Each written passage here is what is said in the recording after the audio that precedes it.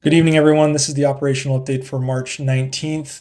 Largely, much of the country, with the exception of Mariupol, has been fought to a stalemate. This is why the Institute for the Study of War and other major think tanks in warfare are assessing that the Russian campaign, the initial campaign to seize Ukraine's capital and other major cities, has failed.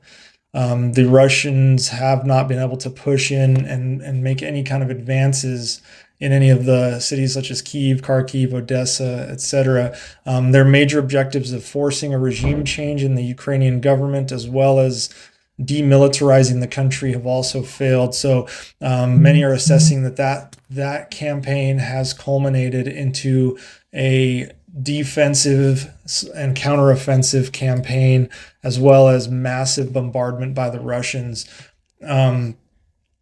Only exception to Russian stalemates is Mariupol. It seems the Russians are now going building by building in the fight to take Mariupol, to quote unquote tighten the noose on the besieged city. If Mariupol falls, it will free up troops to move to other locations to potentially help. But the overarching JFO, the Joint Force Operation area here, is likely to remain in Ukrainian hands, as fighters in Sumy, Kharkiv, Zaporizhia, Kherson, Mykolaiv are all just pushing Russians back and holding them at bay. It is highly unlikely the Russians will conduct an amphibious assault against Odessa. In Kyiv, the counteroffensives that have been taking place have pushed the Russians back to past artillery range on Kyiv, so they can no longer use standard artillery bombardment, but rather require rocket attacks. And like I said yesterday, the Russians are building berms and entrenching in a defensive posture, their equipment, in order to be ready for potential counteroffensives coming out of Kyiv.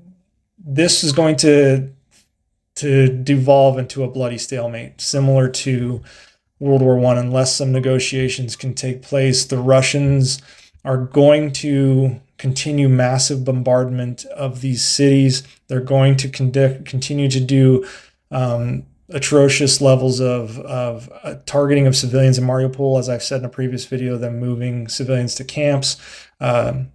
Just a lot of really ugly fighting is going to come as these cities turn into defensive positions that the Russians try to just break the Ukrainians' will through bombardment.